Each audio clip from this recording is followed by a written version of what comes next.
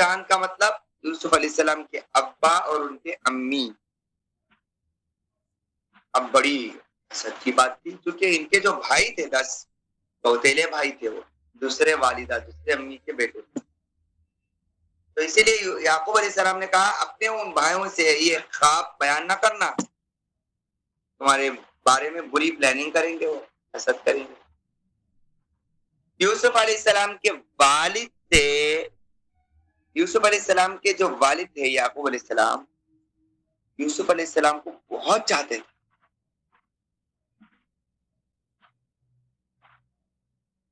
تو اب بیٹوں کے دل میں حسد پیدا ہوا. انہوں نے کہا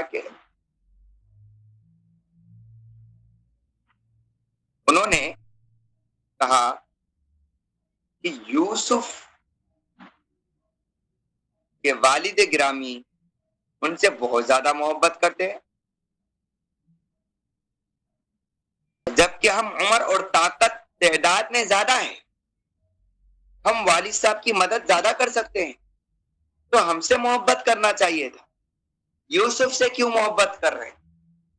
یہ ان کا سوال. خیر کھل کے آ کے بات نہیں کر سکتے ابا کے سامنے، کیا کریں؟ پلاننگ کریں گے کسی بھی طریقے سے یوسف کو ابا جان سے الگ کر. کیا کریں گے؟ مشورہ چل رہا. ایک بھائی بول رہا مرڈر کر دیں گے یوسف کا علیہ السلام، نعوذ باللہ. کسی نے کہا کنویں میں ڈال دیں گے. تو ایک بڑا بھائی تھا یہودا، اگرچہ کہ سوتیلا، لیکن بڑا بھائی ہوتا ہے. نے کہا کہ نہیں، قتل نہیں کرنا، مرڈر نہیں کرنا، کنویں میں ڈال دیں گے. اب آئے کیونکہ یعقوب علیہ السلام بہت فکر کرتے تھے یوسف علیہ السلام. یعقوب علیہ السلام سے بولنے لگے ابا جان ہم پکنک کو جا رہے ہیں، سیر و تفریح کے لیے جا رہے ہیں، ہم چاہ رہے ہیں کہ یوسف بھی ہمارے ساتھ آئیں، بھیج دیجئے. یعقوب علیہ السلام نے کہا مجھے ڈر ہے کہ کوئی بھیڑیا اس کو کھا لے. شاید اس وقت اس زمانے میں اور اس جگہ پہ بھیڑیے زیادہ ہوتے، تو کسی بھی طریقے سے ان بھائیوں نے ابا جان کو منوا دیا اور یعقوب علیہ السلام بھی راضی ہو گئے. یوسف نے ان کے بھائیوں کے ساتھ چھوڑ دیا، وہ لے جا کر کے کنویں میں ڈال دیے. پھر اس کے بعد والد صاحب کے پاس روتے ہوئے آئے اور ان کے کرتے کو خون لگایا اور کہا کہ ہمارے بھائی کو بھیڑیے نے کھا لیا. یعقوب علیہ السلام سمجھ گئے اصل کیا ہوا. تھوڑا سا دماغ سے سوچے کہ اگر یوسف علیہ السلام کو بھیڑیا کھا لیتا تو ان کا کرتا پھٹا ہونا چاہیے تھا، لیکن کرتا جیسے کا ویسا ہے، صرف اس پہ خون لگا ہوا ہے. وہ آ کر بتا رہے یعقوب علیہ السلام نبی تھے، وہ کسی کے بعد میں آنے کے لیے. تو خیر اب کیا ہوا، یوسف علیہ السلام کو کنویں میں ڈال دیے. یوسف علیہ السلام کنویں میں اکیلے. کون ڈال رہے ہیں؟ بھائی، ایک باپ کے بیٹے اپنے بھائی کے جانی دشمن حضرت یوسف جو وقت کے بڑے نبی بننے والے، ان کو کنویں میں ڈال جائے. وہ کنواں جس میں ان کے ساتھ کوئی نہیں تھا، تو ان کی پکار سننے کے لیے تیار. بتائیے ہم اور آپ اگر اکیلے کسی کنویں میں اگر ایسا بند ہو تو ہمارے دل کی کیا کہتے، کیسا ڈر لگ رہا ہو، کیسی بڑی پریشانی، کیسا بڑا غم. اللہ نے نبیوں کو آزمایا ہمارے سبق کے واسطے. ہم سمجھتے پریشانیاں سب ہمارے خدا نہیں. یوسف علیہ السلام اتنے بڑے نبی، ان کو کنویں میں ڈالا گیا.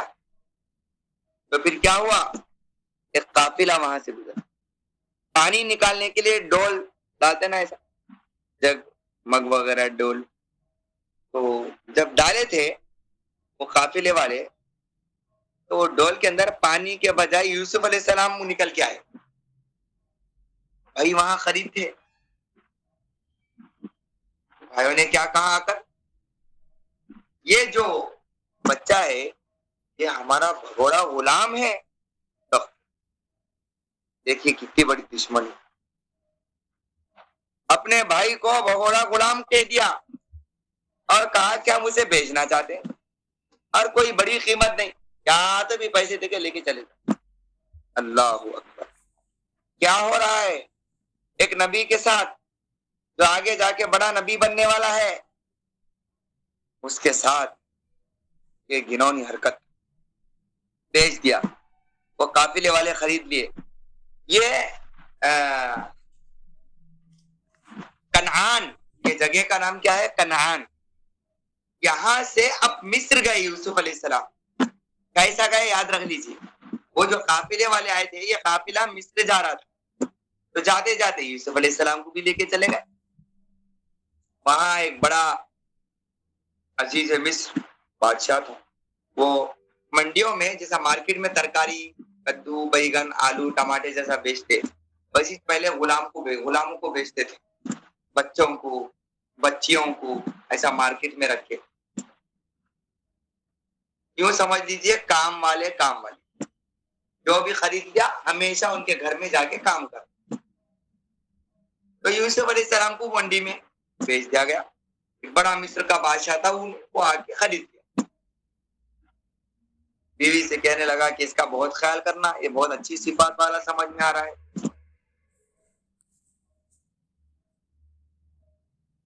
تو خیر عزیز مصر کے گھر میں یوسف علیہ السلام پہنچ گئے. شاہانہ محل, شاہانہ زندگی ایک بڑے بادشاہ کے گھر میں. جوان ہوئے اور اس کے بعد ایسے خوبصورت ہینڈسم کہ یوسف علیہ السلام جس محل میں رہتے تھے اس محل کا جو بادشاہ تھا, اس کی جو ملکہ تھی, وہ ملکہ بھی فدا ہو گئی یوسف علیہ السلام. جبکہ یوسف علیہ السلام ابھی ان کا اسٹیٹس کیا ہے؟ ایک غلام ہے. بادشاہ کے محل میں غلام والی زندگی گزار رہے, لیکن ان کی خوبصورتی نے عزیز مصر کی بیوی زلیخا کو مجبور کر دیا فدا ہونے پر. اب جذبات قابو میں نہیں آئے. اب پلاننگ تھی کہ میں یوسف کو حاصل کروں اور اپنی خواہش پوری کروں. کیا کرتے؟ وہ تو بڑی ملکہ تھی, تو اس نے یوسف علیہ السلام کو اپنے محل میں بلایا. دروازے, اس کے بعد پھر دروازے, پھر دروازے, پھر دروازے. اندرونی جو حصہ ہوتا ہے محل کا, وہاں ان کو بلایا. جتنے کوشش کرنا تھا سب کوشش کرنا, اور بڑا اللہ کی طرف سے بڑی آزمائش تھی. مرد عورت کو مجبور کرے ایک الگ بات, لیکن اگر کوئی عورت خود اپنے ناز و نخروں سے, اپنے حسن و جمال اور اپنے کردار سے, اپنے طریقوں سے کسی مرد کو اپنی طرف کھینچنا چاہے تو یہ بہت بڑی آزمائش ہوتی ہے. اور اس آزمائش میں کامیابی یہ صرف اللہ ہی کی طرف سے.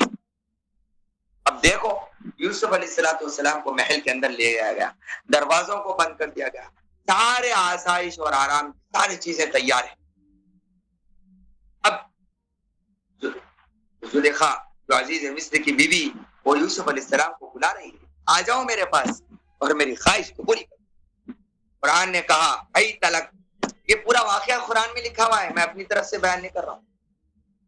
تو زلیخا نے کہا, حضرت زلیخا جو بعد میں جا کے کہتے ہیں روایت کے مطابق ایمان لائے, تو عزیز مصر کی بیوی زلیخا کہنے لگی ہے تلک, آ جاؤ میری خواہش پوری کرو. یوسف علیہ السلام نے کہا معاذ اللہ, اللہ کی پناہ, اللہ کی پناہ, اللہ کی, انہ ربی احسن مثوائی, میرا رب مجھے دیکھ رہا ہے, اس نے مجھے اچھی زندگی عطا کی, میں اس کے ساتھ دھوکہ نہیں کرتا. ایک روایت کے مطابق میرا آقا جس نے مجھے پالا, جس نے مجھے کھلایا پلایا پہنایا محل میں رکھا, میں اس کی بیوی کے ساتھ ایک گناہی حرکت نہیں کر سکتا. بھاگنے لگے. واستبق الباب، بھاگے بھاگے پورے. وغلقت الابواب، سارے دروازوں کو قفل لگ گیا تھا. لیکن جب حضرت یوسف نے اللہ کو خوش کرنے کے لیے اللہ کی نافرمانی سے بچتے ہوئے جب بھاگا تو دروازے خود بخود کھلتے گئے اور یوسف علیہ السلام بھاگ رہے ہیں اور پیچھے زلیخا بھاگ رہی ہے اور انہوں نے ان کا دامن پکڑا تو پیچھے سے کپڑا پھٹ گیا.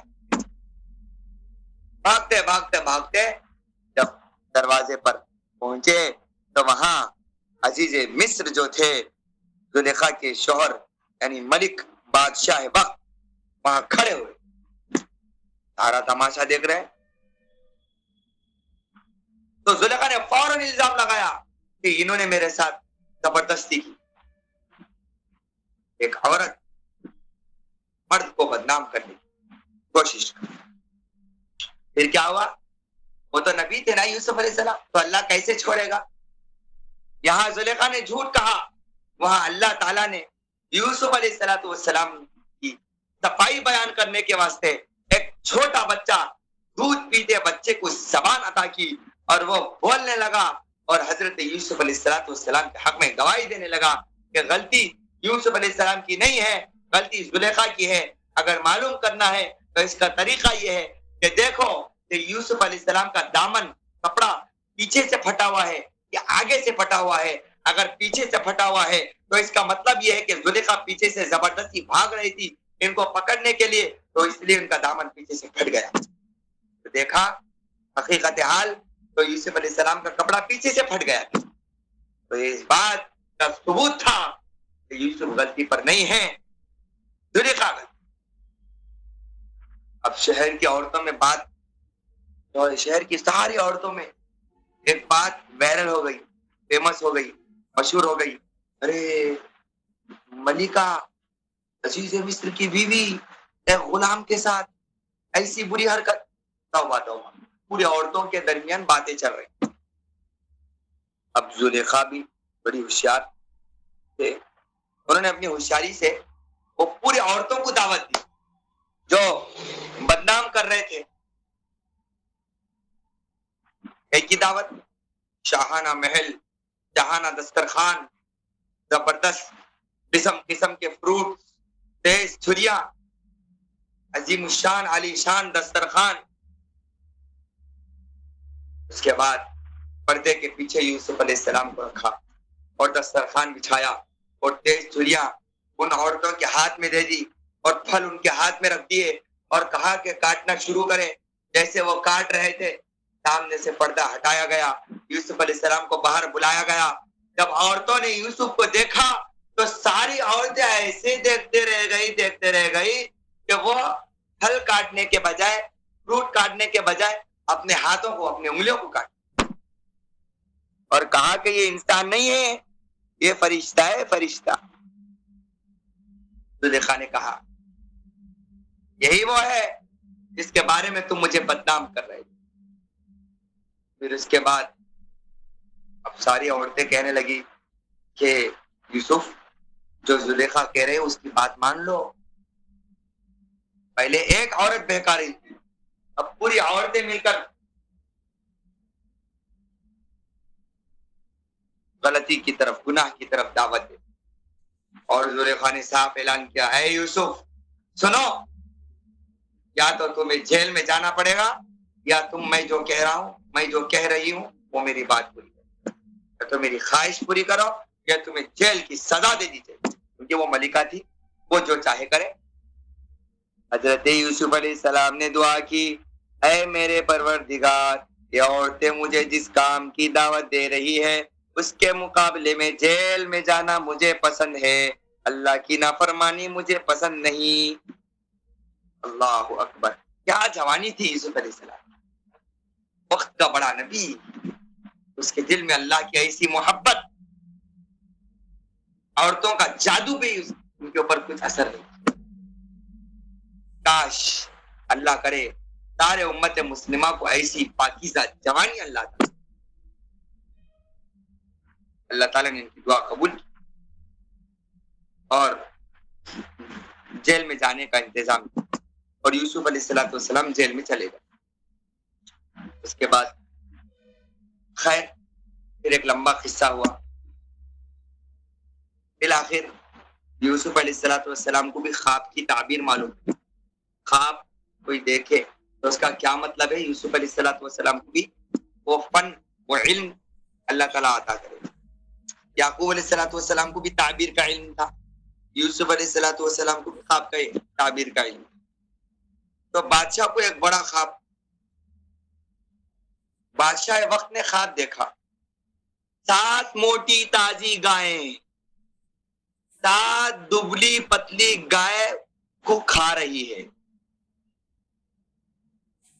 بڑا عجیب خواب تھا. 7 خوشے ہرے بھرے اور 7 خوشے سوکھے سوکھے. زمین سے اگتے کچھ ایسے تھے جو اچھے ہرے دکھ رہے تھے اور کچھ سوکھے ہوئے. خواب تھا یہ. تو بادشاہ پورے درباریوں کو سامنے رکھ کر وہ خواب بیان.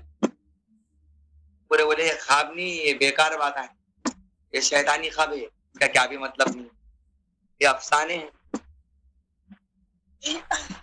لیکن یوسف علیہ السلام کو جب یہ خواب معلوم ہوا تو انہوں نے کہا یہ خواب کا مطلب مجھے معلوم ہے.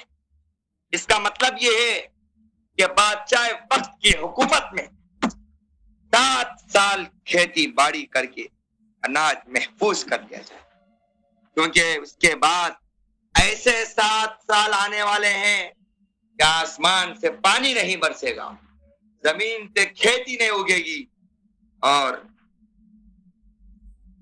قحط سالی کا زمانہ آئے گا بڑی پریشانی کا زمانہ آئے گا. تو یوسف علیہ السلام نے ایک بڑا خواب کا مطلب سمجھا دیا. بادشاہ بڑا خوش ہوا. ارے بلا کر لاؤ وہ کوئی عام آدمی نہیں ہے جس نے خواب بتلایا یہ بڑا عظیم شخص ہے. حضرت یوسف علیہ السلام نے فرمایا میں جیل سے بعد میں آؤں گا. پہلے بادشاہ سے کہہ دو پہلے ان عورتوں کی معاملات کی تحقیق کرو جنہوں نے اپنی انگلیاں کاٹ ڈالی تھی جنہوں نے مجھے بدنام کرنے کی کوشش کی. پھر اس کے بعد زلیخا نے صاف اقرار کیا غلطی میری تھی. یوسف علیہ السلام سچے تھے. اس واقعے سے معلوم ہوا اگر کوئی آدمی حق پر ہو حالات آئیں گے اس کے اوپر پریشانیاں آئیں گی اس کے ساتھ لیکن ایک وقت آئے گا ساری دنیا کو معلوم ہو جائے گا کہ یہ حق پر تھا اور وہ غلط تھی. اس کے بعد اللہ تعالی نے یوسف علیہ السلام کو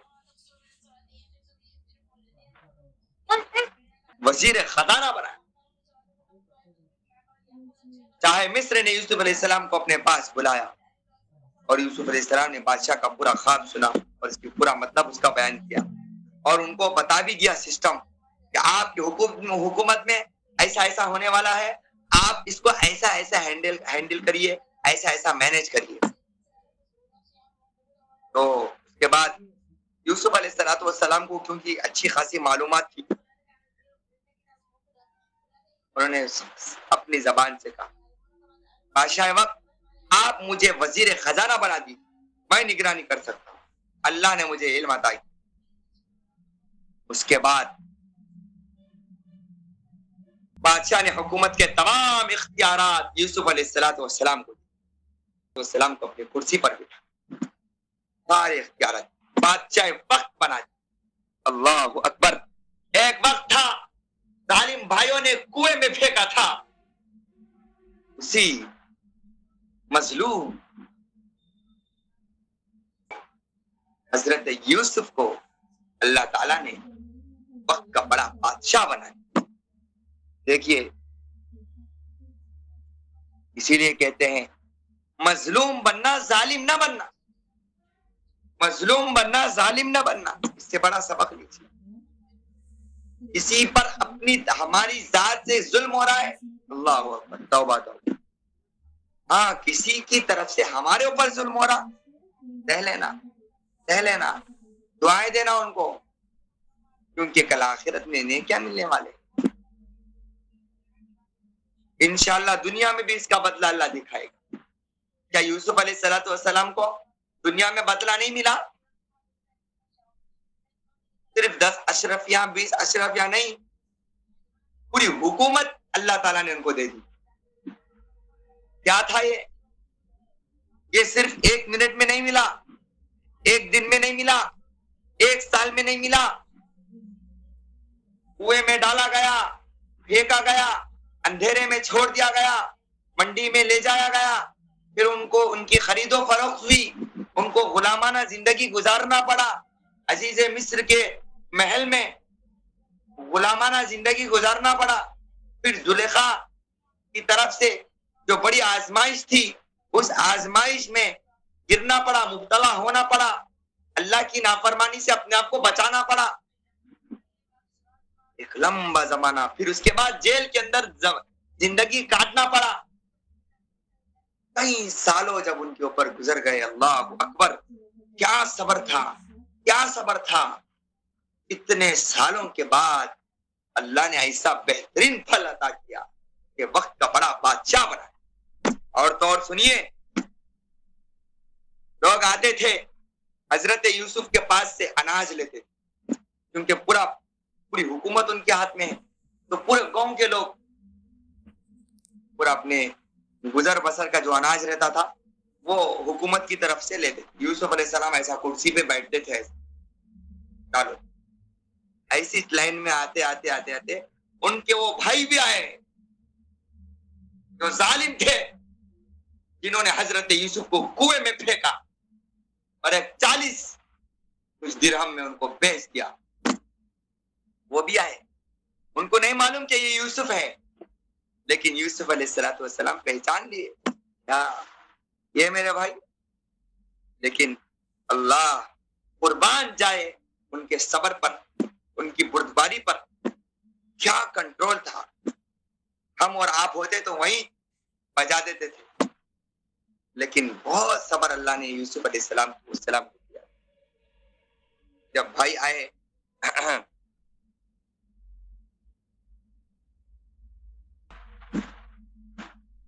जी,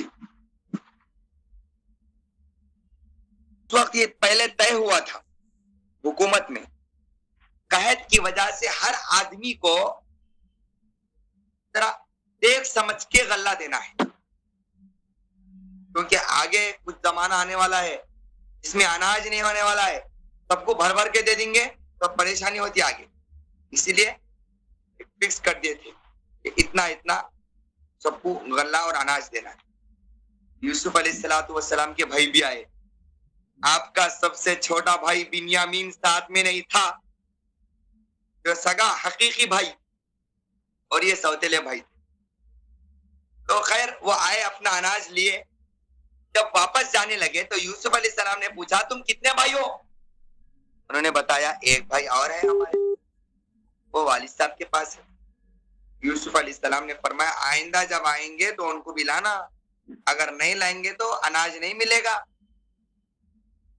वापसी के वक्त यूसुफ अलैहिस्सलाम ने, और पहले क्या होता था, अनाज देते थे हुकूमत की तरफ से, गवर्नमेंट की तरफ से, लेकिन कुछ लोगों से लेते भी थे।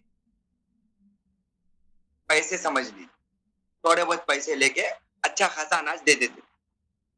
तो इन भाइयों के जो पैसे थे, यूसुफ अलैहिस्सलाम उनके सामान में से रख दिए, यानी पैसे नहीं दिए, उल्टा उनको अनाज दे दिए। उनको पता भी नहीं चला ऐसा करे। जब वापस गए तो जब अपना बैग खोला, बस्ता खोला, तो उसमें पैसे भी है। तो अब्बा जान से कहा, याकूब अलैहिस्सलाम से, अब्बा जान, बादशाह बड़ा नेक आदमी लगता है, पैसे भी वापस आ गए और अनाज भी आ गया। और अब्बा जान, अगली मर्तबा जब जाएंगे अनाज लेने के लिए तो बिन्यामीन को साथ में जरूर भेजना, अगर वो नहीं आएंगे तो बादशाह ने कहा कि वो अनाज नहीं देंगे। अब याकूब अलैहिस्सलाम का वो पहला ही जो गम था, अभी तक खत्म नहीं हुआ था, वो यूसुफ अलैहिस्सलाम की जुदाई की। एक बाप को अपने बेटे से जुदा कर, एक बेटे को अपने बाप से जुदा कर कुएं में फेंक दिया। वो याकूब अलैहिस्सलाम, वो यूसुफ अलैहिस्सलाम की याद में रोते रोते रोते आपकी आंख की बीनाई खत्म, यही बोझ हल्का नहीं हुआ था। फिर अब बिन्यामीन को भी भेजने की बात चल रही। پھر وہی جو پہلے کوشش کرے بھائی، ہم وعدہ کرتے ہیں، ہم حفاظت کریں گے، ہم سب کریں گے، ہم پکا وعدہ کرتے ہیں. یعقوب علیہ السلام نے اپنے بیٹوں کو نصیحت کہ دیکھو بیٹا،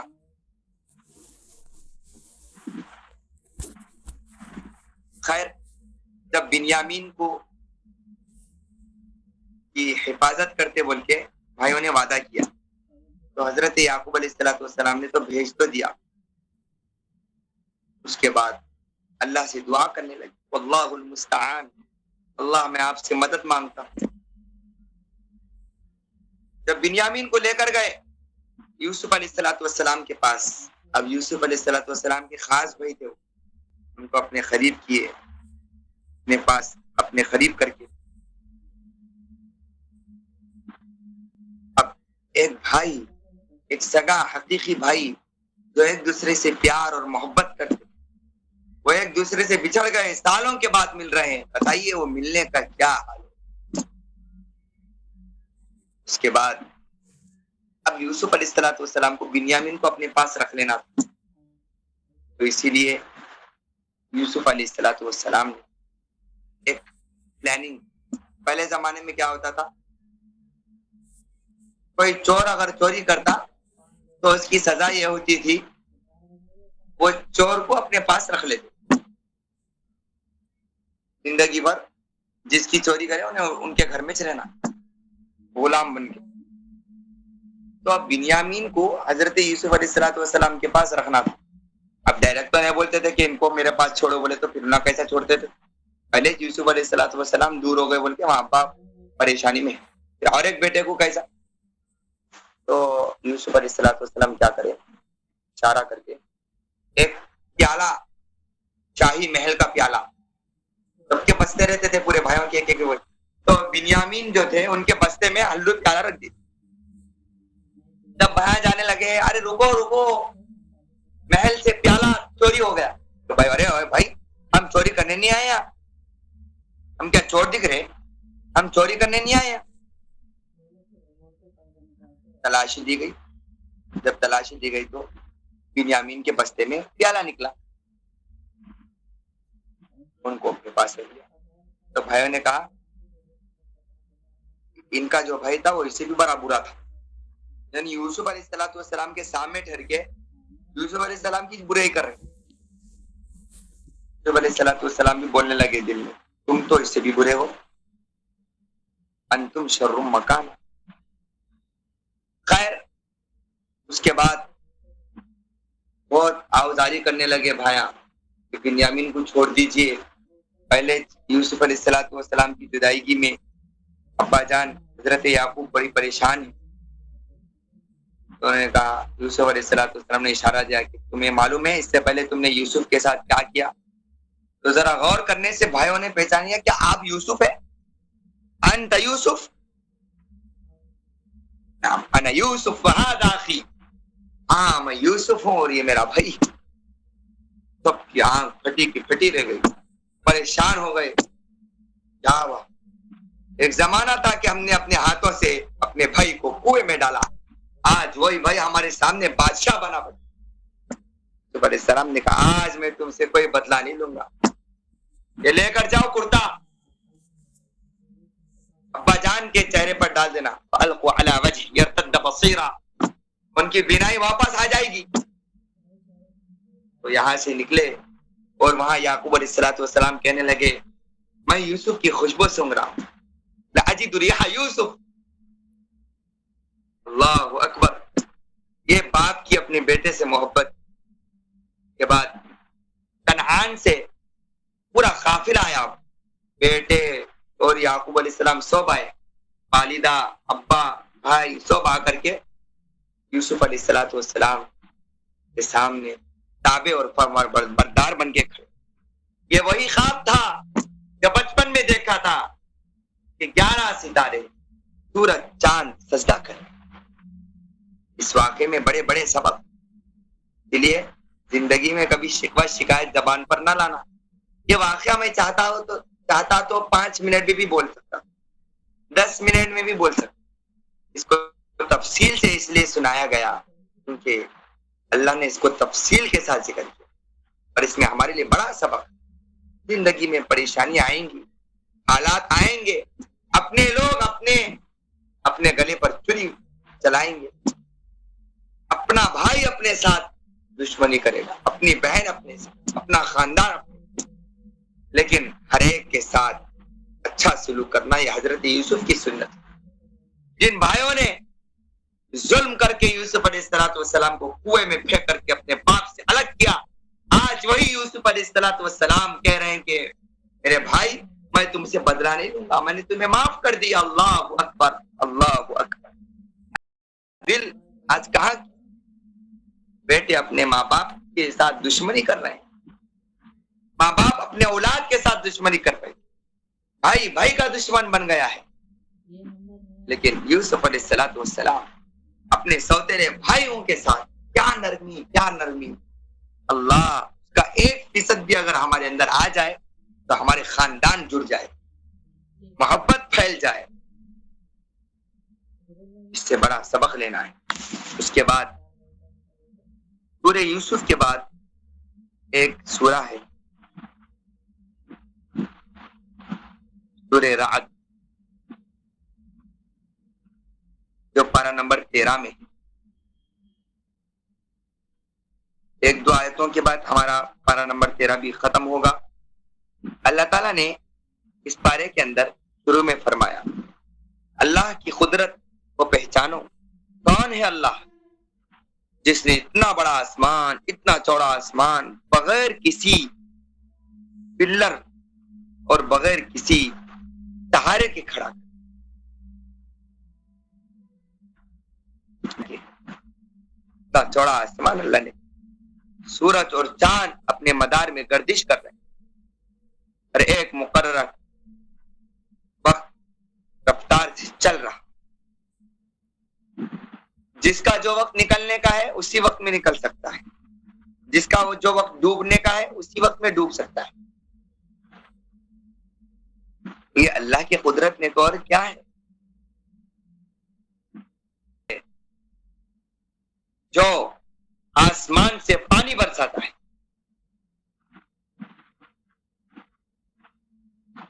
جس آسمان سے پانی برسنے کی برکت سے بڑے بڑے تالاب بھرتے، نہریں، سمندر، یہ سب اللہ کا بنایا ہوا نظام ہے۔ کون ہے جو اس کے پیچھے ڈیوٹی کر رہا ہے؟ کوئی نہیں، نہ جانور، نہ انسان، نہ کوئی حکومت، کسی کے بس میں نہیں ہے سمندروں کو اپنے کنٹرول میں کرنا، بادلوں کو اپنے کنٹرول میں کرنا، بارش کو اپنے کنٹرول میں کرنا، بڑی بڑی حکومت تباہ و برباد ہو جائے۔ یہ اللہ کی قدرت ہے تو اور کیا ہے۔ کے بعد اللہ نے ایمان والوں کی نشانی بیان کی، متقین۔ ہم جب رمضان شروع ہوتا ہے تو ایک آیت بار بار سنتے ہیں، اے ایمان والو تم پر روزے فرض ہوئے اس لیے کہ اللہ تعالیٰ تمہیں متقی بنانا چاہتا ہے تاکہ تم متقی بن جاؤ۔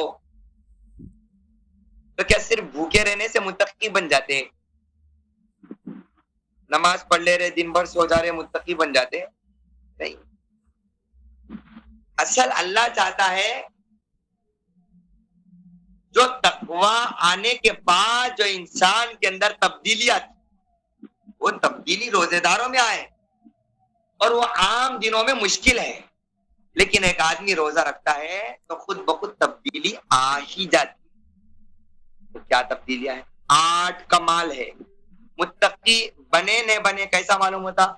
8 چیزیں اگر وہ ہمارے اندر آ گئے تو ہم متقی بن سکتے ہیں۔ نمبر 1، اللہ سے جو عہد کیا اس کو پورا کرنا، شرک نہیں کرنا، خالص توحید، اللہ کے برابر کوئی نہیں، نہ نبی نہ ولی نہ دنیا کی کوئی طاقت، سارے نبی اسی کے غلام اسی کے بندے، سارے اولیاء اسی کے غلام اسی کے بندے، اللہ سے جو وعدہ کیا وہ پورا، اللہ کو رب ماننا،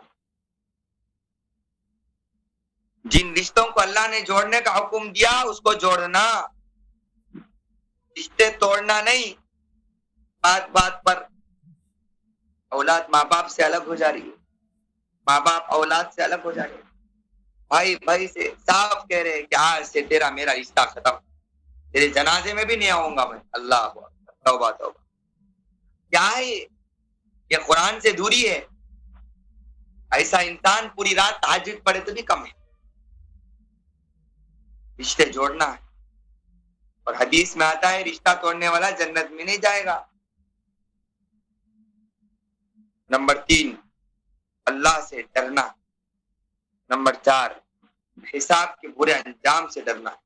ایک دن اللہ حساب لے گا، ڈر اپنے اندر. نمبر 5 اللہ کو خوش کرنے کے خاطر صبر کے ساتھ کام، جلدی نہیں کرنا، صبر کے بعد نماز پابندی سے پڑھتے ہیں.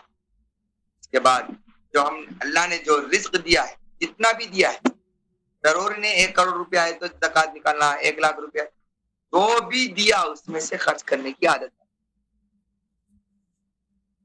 کھلم کھلا سب کے سامنے بھی خرچ کرتے اور چھپ چھپ کے بھی خرچ کرتے. اور جو ہمارے ساتھ برا سلوک کرے ان کے ساتھ اچھا سلوک. آج اتنی عورتیں ایسی ہیں جو انتقام بدلا، انہوں میرے ساتھ ایسا کرے، انہوں میرے کو نہیں دیکھے، میرے کو عزت سے بات نہیں کرے، سلام نہیں کرے، میرے بچوں کو پوچھ کے نہیں دیکھے، ایسا نہیں کرے ویسا نہیں کرے، میں بھی ان کے ساتھ. کیا ہے؟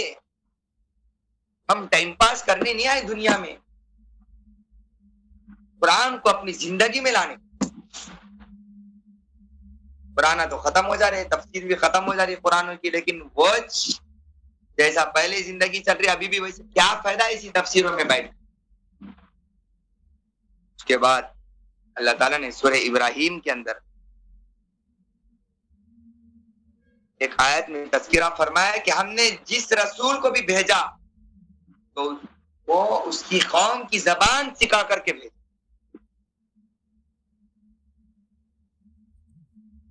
نبی کی زبان، جس نبی کی قوم میں عبرانی زبان چلتی تھی اس نبی کو عبرانی زبان، سریانی زبان جو بھی آتی تھی اس کو وہ زبان. جس قوم میں عربی زبان چلتی تھی اس قوم میں ہمارے نبی محمد رسول اللہ صلی اللہ علیہ وسلم کو عربی زبان سکھا کر کے. اس کے بعد اللہ نے فرمایا کہ اے میرے بندو، اللہ نے جو نعمتوں سے تمہیں نوازا ہے اس کا شکر بجا لاؤ، کا شکر بجا لاؤ، ناشکری مت کرو. شکر بجا لاؤ گے تو تمہاری نعمت میں اضافہ ہوگا. کتنے خواتین ایسی عورتیں جو اپنے شوہر کے سامنے کھلم کھلا کہتی ہے کہ تم نے آج تک میرے لیے کیا کیا؟ کچھ بھی نہیں کیا. یہ بڑا جملہ ہے. اللہ کے نبی نے فرمایا جہنم میں اکثر عورتیں یہ اپنے شوہروں کی ناشکری کرنے کی وجہ سے جلے گی. اللہ حفاظت کر. اسی لیے شکر ادا کرنا جو بھی ہے اللہ کا شکریہ. اپنے شوہروں کا شکریہ ادا کرو، اپنے ماں باپ کا شکریہ، اپنے بڑے بھائی کا شکریہ ادا کرو. شکریہ ادا کریں گے انشاءاللہ نعمت میں اضافہ ہوگا، گھر میں برکت آئے گی. جیسا بھی گھر ہے کبھی برا مت بولو یہ کیسا گھر ہے، یہ کیسی زندگی ہے، یہ کیسی افلاس والی نہیں نہیں نہیں. یہ کوئی جنت نہیں ہے، اصل دل کا سکون ہے. الا بذکر اللہ تطمئن القلوب. وہ جھوپڑی جس جھوپڑی میں مصلی اور تسبیح اور درود شریف اور درود و سلام ہو، قرآن کی تلاوت و نماز کی پابندی ہو، وہ جھوپڑی اس محل سے بہتر ہے جس محل میں شراب عام ہو، گانا اور باجا ہو. جس جھوپڑی میں نماز اور مصلی، تسبیحات اور درود اور سلام کا اہتمام ہو، بندگی اور عبادت ہو،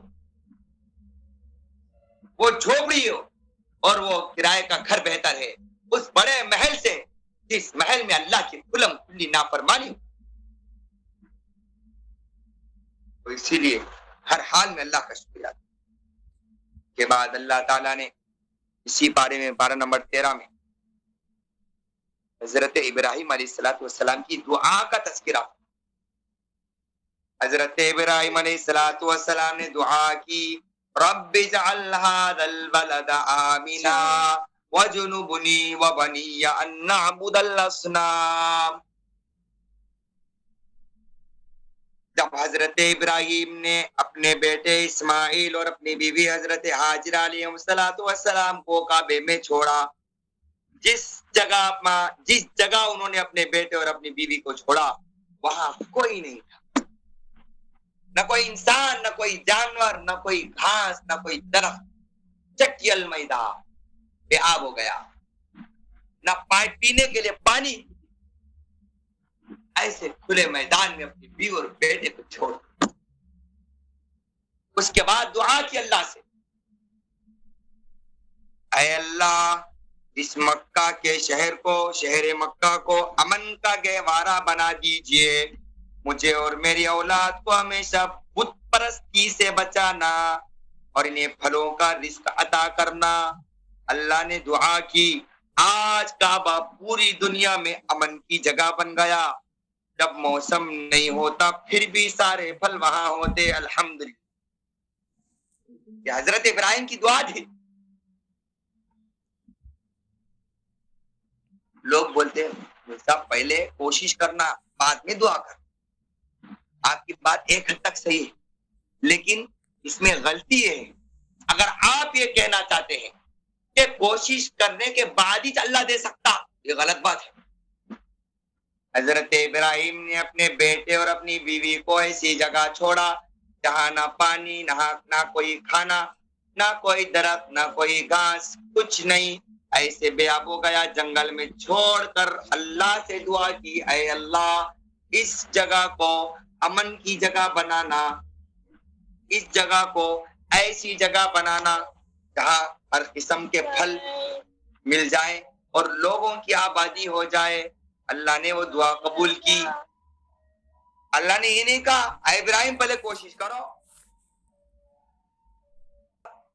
کوشش تو کرے لیکن یہ نہیں سمجھنا کوشش کرنے کے بعد ہی اللہ دے سکتا، یہ بات بالکل غلط ہے، یہ یقین کے خلاف ہے، یہ ایمان کے خلاف ہے، یہ اسلام کے خلاف ہے، یہ قرآن کے خلاف ہے۔ ہمیشہ ایک بات یاد رکھو، میں جو کوشش کر رہا ہوں یہ دنیا دارالاسباب ہے، لیکن میرا یقین یہ ہے اللہ دینا چاہے تو بغیر کوشش کے بھی دے سکتا ہے۔ حضرت مریم علیہ السلام اپنی جگہ، اپنے مصلی، اپنے محراب، اپنے کمرے میں اندر بیٹھی ہوئی اللہ سے دعا کرتی جا رہی ہے، اللہ کی عبادت کرتی جا رہی ہے، اللہ کی بندگی کرتی جا رہی ہے۔ اللہ نے ان پر ایسا رحم اور کرم کیا، آسمان سے رزق کی بارش کی۔ حضرت زکریا نے دیکھا، اے مریم یہ کہاں سے آ رہا ہے؟ حضرت مریم نے کہا قالت هو من عند اللہ، یہ اللہ کے پاس سے آ رہا ہے۔ حضرت مریم کوشش کرے تھے جا کے بازار میں۔ مطلب یہ ہے ایمان اور اسلام یہ کہتا ہے اللہ کوشش کا محتاج نہیں، یہ تو اللہ نے سسٹم بنایا ہے، اللہ نے یہ سسٹم بنایا ہے، کوشش کر لو، لیکن اللہ کوششوں کا محتاج نہیں ہے، اللہ تمہاری محنتوں کا محتاج نہیں ہے۔ پارہ نمبر 14 کے اندر اللہ تعالیٰ نے فرمایا کہ قرآن کو ہم نے نازل کیا، ہم ہی اس کی حفاظت کریں گے۔ اس کا مطلب قیامت تک قرآن کی حفاظت کی ذمہ داری اللہ نے لی۔ یاد رکھو جب قرآن کی حفاظت کی ذمہ داری اللہ نے لی ہے تو جس بچے کے سینے میں قرآن ہو تو اس بچے کی حفاظت کی ذمہ داری بھی اللہ نے۔ آج لوگ کہتے ہیں کہ اگر ہم اپنے بیٹے کو حافظ قرآن بنائیں گے تو وہ آگے کیا کمائے گا، کیا کھائے گا۔ سنو، اس آیت نے بڑا سبق، اللہ صاحب اعلان کر رہا ہے قرآن کی حفاظت کی ذمہ داری میری ہے، جس کے سینے میں قرآن ہوگا اس کی حفاظت کی ذمہ داری۔ بڑے بڑے ڈاکٹروں کو، بڑے بڑے انجینئروں کو، بڑے بڑے ٹیچروں کو، بڑے بڑے تاجروں کو، بڑے بڑے بزنس مین کو دیکھا ہے دنیا نے پھانسی لٹکاتے ہوئے، خودکشی کرتے ہوئے، سمندر میں ڈوب کر مرتے ہوئے، لیکن کبھی کسی حافظ قرآن کو نہیں دیکھا کہ وہ رزق کی پریشانی کی وجہ سے خودکشی کر رہا ہے۔ اللہ نے فرمایا دنیا میں جو لوگ متقی ہوں گے وہ جنت میں عیش و عشرت کی زندگی گزاریں گے۔ اللہ، اور روزہ کیوں آیا ہے؟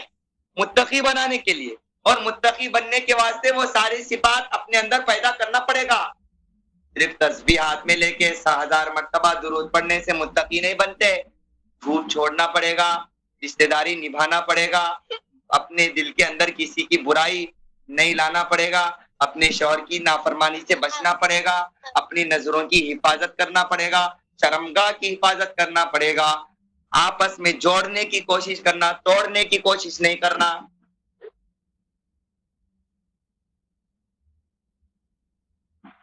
شادی میں گئے, جا کے ان کی برائیاں ان کے پاس لگائے, ان کے ساس کو, ان کے سسرال والوں کو, ان کے میکے والوں کو, ان کی بات ان کے پاس, ان کی بات ان کے پاس لگا کے پورا خاندان ستیاناش کر کے پورا توڑ.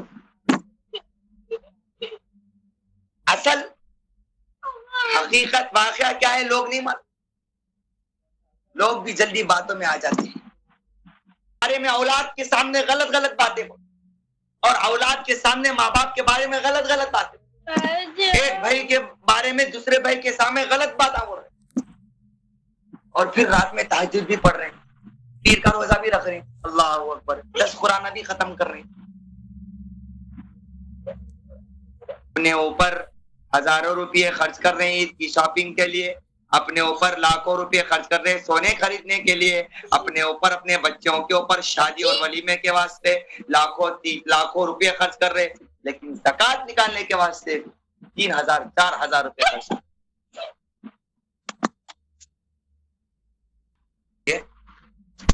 ہمیں چاہیے صحیح معنی میں متقی بننا. لوگوں کی نظر میں متقی بننا آسان ہے, اللہ کی نظر میں متقی بننا آسان ہے.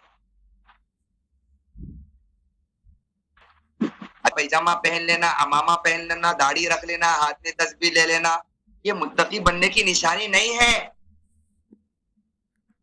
اچھا خاصا برقع پہن لینا اور ہاتھ میں اچھے خاصے مکمل پردے کا لحاظ کرنا, اپنے بالوں کو چھپا لینا, پردے میں اچھا خاصا رہنا, یہ بھی ایک اچھی بڑی نشانی ہے, لیکن صرف یہی ایک اسلام نہیں ہے.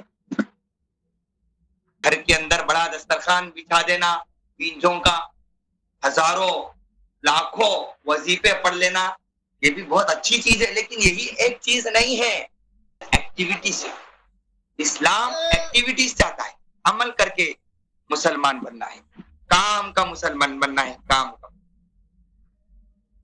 اللہ تعالیٰ نے سورہ فاتحہ کے بارے میں فرمایا, اے پیغمبر ہم نے آپ کو ایسی سورت عطا کی جو بار بار پڑھی جاتی ہے, جو قرآن عظیم ہے. اللہ نے 114 سورتیں قرآن میں نازل کی. کتنے سورتیں؟ لیکن 114 سورتوں میں سے کسی ایک سورت کو قرآن کہہ کر نہیں پکارا, لیکن پکارا تو سورہ فاتحہ کو پکارا. یہ سورہ فاتحہ وہ سورت ہے جس کا نام اللہ نے قرآن رکھ دیا. کہ جس شخص نے سورہ فاتحہ کو سمجھ گیا, جو شخص سورہ فاتحہ سمجھا, اس نے ایسا جیسا کہ پوری قرآن سمجھا. اور سورہ فاتحہ میں اللہ نے شفا رکھی, صحت رکھی. بیمار ہو فوراً ہاسپٹلس یاد آتے, ڈاکٹرز یاد آتے, سورہ فاتحہ یاد نہیں آتی, اللہ یاد نہیں آتے, رسول اللہ کے وظیفے یاد نہیں آتے, اور وہ دور دراز کی درگاہ جائیں گے, وہ بڑے بڑے باباؤں کے. ارے بھائی, اللہ نے تمہارے سینے میں سورہ فاتحہ رکھا, اس کو یقین کے ساتھ پڑھو, انشاءاللہ تعالی تمہارا وقت بچ جائے گا, تمہارے پیسے بچ جائیں گے, ہاسپٹل. اسی لیے ایک بڑے عالم صاحب نے بڑی فتح کی بات کہی, جب بھی بیمار ہو, جب بھی بیماری آئے, تو سب سے پہلے ہاسپٹل جانے سے پہلے صدقہ خیرات کر دینا. صدقہ خیرات کر کے اللہ سے شفا مانگنا, کیونکہ ڈاکٹر کے دواؤں میں علاج نہیں ہے, ڈاکٹر کی دوا کوشش ہے, علاج اور صحت اللہ کے ہاتھ میں, اللہ کے قبضے قدرت. خیرات کرنا, سورہ فاتحہ پڑھنا, اپنے اوپر پڑھ کر پھونکنا, اپنے بچوں کے اوپر پڑھ کے پھونکنا, بیوی بچوں کے اوپر. بیماری بھی ہاسپٹل لے کے جائے, بیماری بھی ہاسپٹل لے کے جائے, پرائیویٹ نہیں لے کے گئے تو گورنمنٹ لے کے جائے. ارے کیا یہ ایک ہی چیز ہے؟ کبھی بیٹھ کے سوروں کے اوپر سورہ فاتحہ پڑھ کے پھونکے. دوا انجیکشن میں یقین ہے, گلوکوزوں پہ یقین ہے, اور بعض عورتیں تو ایسی ہے, اللہ رحم کرے, جب تک مہنگے دواخانے نہیں جائیں گے اس وقت تک اپنے اوپر یقین نہیں, سیٹسفائڈ نہیں ہے. جو یقین بڑے بڑے مہنگے دواخانوں پر تمہارا ہے، کاش وہ یقین سورہ فاتحہ پر ہوتا۔ آج اس فکر کو اپنے اندر پیدا کریں۔ سب سے پہلے علاج قرآن سے کریں گے، پھر صدقہ خیرات سے کریں گے، پھر اس کے بعد دواخانہ اور ہاسپٹل۔ کہ پیسہ بہت قیمتی چیز ہے، وہ اللہ کے راستے میں خرچ کرنا ہے۔ کتنے عورتیں اور مرد ایسے ہیں لاکھوں روپیہ ہر مہینہ اپنی جان اور اپنے صحت کے واسطے خرچ کر رہے ہیں۔ کاش وہی بیواؤں پر خرچ کرتے تو آج ان کو صحت مل جاتی، خرچ کرتے تو ان کو آج صحت مل جاتی۔ علاج کرانے سے روکنے کی بات نہیں کر رہا ہوں، علاج کرانا بھی اسلام کا ایک طریقہ ہے، لیکن یقین اللہ کی ذات کے بعد اللہ تبارک و تعالی نے اپنی نعمتوں کا تذکرہ فرمایا۔ اے انسان، یہ سارا جہاں تیرے لیے پیدا کیا گیا ہے اور تو ایک ایسے نطفے سے بنایا گیا ہے جس کا نام لینے کے لیے تیار نہیں۔ منی کے خطرے سے انسان کی پیدائش ہو، اور انسان دنیا کو مسخر کر کے غلام بنایا۔ یہ جانور، یہ چوپائے، یہ بکرا، یہ گائے، یہ بھینس، سب انسان کے کام کے لیے۔ یہ جو جانور ہے، ہر چیز، اس کے گوشت سے بھی تم فائدہ اٹھاتے ہو، اس کے دودھ سے بھی تم فائدہ اٹھاتے ہو، ارے اس کے جو اوپر کی جو کھال ہے اس سے بھی تو تم فائدہ اٹھاتے ہو۔ اللہ اکبر۔ اور تو اور گھوڑا، خچر، گدھا، سواری کرتے ہو تم اس کے اوپر، اور گھوڑے پر بیٹھ کر فخر کرتے ہو، اور اپنے وزن بھاری بھاری سامان گدھوں کے اوپر رکھ کر لاتے۔ کیا ہے یہ اللہ کی نعمت نے تو اور کیا ہے۔ کے بعد ایسی سواریاں نکلے، ایسی سواریاں جو نبیوں کے زمانے میں نہیں تھی، لیکن آج بڑے بڑے بس، بڑے بڑے ہوائی جہاز، بڑے بڑے پلین، بڑے بڑے ہیلی کاپٹر، ایک سے ایک چیزاں نکل رہی۔ وَيَخْلُقُ مَا لَا تَعْلَمُونَ، اللہ نے پہلا اشارہ دے دیا، وہ ساری چیزوں کو اللہ نے پیدا کیا جو تمہارے علم میں نہیں۔ اللہ نے اس کے اندر پوری دنیا کا تذکرہ کیا، جتنے بھی سواریاں ہیں، جتنے بھی چیزاں پیدا ہونے والے، سب اس کے اندر آ گئے۔ قرآن کیا ہے؟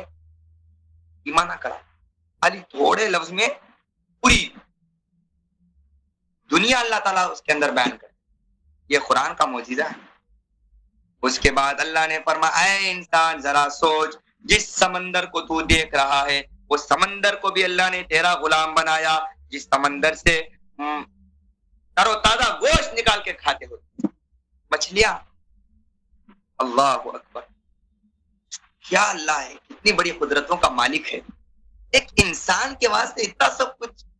کاش انسان اللہ کو پہچان لیتا اور اللہ کی بندگی۔ کوئی چھوٹا، کوئی ایک رئیس، امیر، دولت مند، ذرہ کیا 1-2 سال اگر ہمارے کو تھوڑا مدد کرے تو ہم پوری زندگی اس کے غلام بن جاتے۔ ارے جو اللہ پوری دنیا کو ہمارا غلام بنایا، ہم اس کے غلام بننے کے لیے تیار نہیں، کیسا مسلمان ہے؟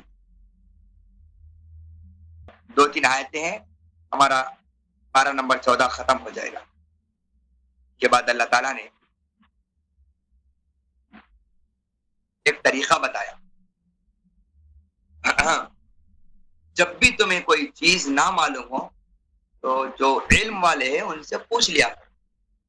یہ بہت بڑی چیز ہے۔ آج زمانہ ایسا آ گیا جس کو الف با نہیں آتا انہیں بھی مسئلہ بیان کر۔ قبرستانوں میں جائیے آپ، ملسا بتا نہیں بولیں گے، آزو بازو والے انہوں وہاں کونے میں بیٹھ کے چلاتے، انہوں یہاں کونے میں بیٹھ کے چلاتے، انہوں ایسا ڈالو، یہ کرو وہ کرو۔ جو ملتا پورا پڑھ کے آئے سو ہے، اچھا یاد معلومات رکھ لے، کیسے انہوں کچھ بھی نہیں بولیں گے۔ اسلام کہتا ہے جب تمہیں کوئی چیز نہ معلوم ہو تو تم اپنی زبان مت کھولو، غلط بولیں گے تو اس کی سزا ملے گی۔ اس لیے جو لوگ غلط حدیثیں اسٹیٹس پہ رکھتے ہیں، اسلام کے غلط میسیجز لوگوں میں وائرل کرتے ہیں، کی بڑی سزا ہے. اللہ کے نبی کی حدیث ہے, جو جھوٹ بات میری طرف منسوخ کرے اس کا ٹھکانہ جہنم ہے. آپ پڑھے نہیں کوئی سی بھی کتاب میں, کوئی مول صاحب سے بھی نہیں, یہاں کا سنے ادھر لگا دے اسٹیٹس. اب وہ چیز صحیح ہے نہیں ہے, تحقیق بھی نہیں کرے. اس لیے تحقیق ضروری ہے. کے بعد اللہ تعالیٰ نے اپنی قدرت کا تذکرہ فرمایا. دیکھو چوپایوں کے اندر ذرا غور کرو, ایک بھینس کی مثال لیو. بھینس اللہ کی مخلوق, ایک طرف گوبر, ایک طرف خون. گوبر ایک دم گندی چیز, خون ایک دم گندی چیز, ناپاک, حرام, اور اس کے بیچ سے صاف وائٹ سفید دودھ حلال اللہ نکال رہا. سائنس بھی پوری زندگی اگر غور کرے تو بھی ان لوگوں کی پوری نسل ختم ہو سکتی ہے, لیکن اس کی حقیقت کو نہیں پہچان سکتی. اللہ اکبر, کیا اللہ کی قدرت ہے. گوبر کا اور خون کی در اور دودھ کی در, سبحان اللہ سبحان اللہ. دیکھو رنگ بھی کتنا الگ ہے اور مزہ بھی الگ ہے. گوبر اور خون کا مزہ سوچے تو تھو تھو بولتے, اور دودھ ہماری غذا اور اس کا ٹیسٹ, اس کا ذائقہ ذرہ برابر بھی دودھ کے اندر نہ خون کی خوشبو آتی نہ گوبر کی بو. اللہ کی قدرت نہیں تو اور کیا. کے بعد ایک ہی پانی سے قسم قسم کے فروٹس اللہ نکال رہا, کھجور, انگور, آم, اللہ اکبر, موز, اور ہر ایک کے مزے الگ الگ ہیں. کیا اللہ کی قدرت. کے بعد اللہ تبارک و تعالی نے حضرت ابراہیم علیہ الصلوۃ والسلام کا تذکرہ کیا. یہ پارے کا آخری حصہ ہے, پارہ نمبر 14. ابراہیم علیہ الصلوۃ والسلام لیڈر, پیشوا تھے, رہبر, اور انہی کی سنت کو زندہ کرتے ہیں قیامت تک آنے والے مسلمان. یہ جو قربانی جو نکلی, قربانی میں جو جانور ہم کاٹ رہے, یہ ابراہیم علیہ الصلوۃ والسلام سے ہی شروع ہوا, اور وہ واقعہ آپ سب کو یاد ہی چاہیے. تو مشرکین کو بولتے تھے کہ تم جس ابراہیم کو مانتے ہو وہ ابراہیم تمہارے جیسا شرک نہیں کرتے تھے, مورتیوں کی پوجا نہیں کرتے تھے. انہوں نے تو صاف کہہ دیا اپنے ابا سے, ابا جان آپ اور آپ کی قوم غلطی پر ہے. یہ جس مورتیوں کی تم پوجا کر رہے, نہ تمہارا نقصان کر سکتی نہ تمہارا فائدہ. اللہ تعالیٰ نے دعوت کا طریقہ بتایا, ادعو الی سبیل. جب بھی تمہیں اسلام کی دعوت دینا ہے, نمبر 1 دلیل سے بات, پروف رہنا. یہاں کے باتاں سن رہے, لگا دے رہے, قصے کہانیاں اسٹوریاں نہیں. قرآن حدیث بولے تو کیا کھیل ہے. قرآن بولے تو قرآن کی کون سی آیت ہے, کون سے سورے میں ہے, وہ ہے نہیں ہے, پہلے معلوم کرنا, بعد میں رکھنا اسٹیٹس پہ دوسروں کو بھیج. نمبر 2 فضائل اور ترغیب سے بات کرنا, فضیلت بتانا. نماز, بچوں کو نماز پڑھو پڑھو پڑھو بول رہے, خود نہیں پڑھ رہے, خود پڑھ کے ترغیب دینا کہ دیکھو بیٹا نماز پڑھنے کی چیز ہے. بچہ جب سے آنکھ کھولا بچپن میں, جب سے دیکھ رہا امی ابا سو رہے, وہ اب بڑے ہونے کے بعد ان کو نماز پڑھتے. بچپن سے بچے جب ہوشیار ہونے اسی وقت سے ان کے سامنے نماز پڑھنا شروع کرو, تو انہوں دیکھ دیکھ کے انہوں بھی نمازی بنتے. بچوں کے سامنے نرمی والی گفتگو کرو, پیاری والی گفتگو, تہذیب والی, ادب والی. ادھر آ رہے جا رہے بولے تو بچے بھی آ رہے جا رہے, ہمیں گالیاں دے رہے آڑے تیرے پہ بچا ہوئے گالی نہیں دینا بیٹا, ابا تم گالی دے رہے اپن کہیں مطلب ٹھیک ہے ابا نہیں دے, تم بتا گلی میں بولتے جا کے گالیاں دیتا ہوں. فضیلت بتا, نماز کی فضیلت بتا. خالی مارنے سے کام نہیں چلتا, کان موڑنے سے کام نہیں چلتا, ہاتھ اٹھانے سے, گالیاں دے دینے سے, کلے پہ رکھنے سے. بچوں کو سمجھانا, اور چھوٹے بچے جلدی سمجھتے, ہاتھ اچھا پھیر کے ان لوگوں کو اچھا سمجھانا, نماز پڑھنے کا یہ فائدہ ہے, قرآن پڑھنے کا یہ فائدہ ہے. اللہ سمجھ دے. اللہ تعالیٰ ہماری اس تفسیر کو قبول فرمائے, اور جو پارے بچے ہوئے ہیں اللہ اس کو آسانی کے ساتھ اور بہتر انداز میں کرنے کی توفیق عطا فرمائے. اللہ ہم سب کو ذوق اور شوق عطا فرمائے. اللہ تعالیٰ کہنے سننے سے زیادہ عمل کی توفیق عطا فرمائے. ہماری اس تفسیر کی برکت سے جو بیمار ہیں ان کو صحت عطا فرمائے. جو مقروض ہیں ان کے قرضوں کی ادائیگی کا انتظام. جو پریشان حال ہیں ان کی پریشانی کو دور کرے. جو بے روزگار ہیں ان کو بہترین روزگار عطا فرمائے. اللہ ہماری جائز مرادوں کو پوری فرمائے. آمین. صلی اللہ علیہ وسلم.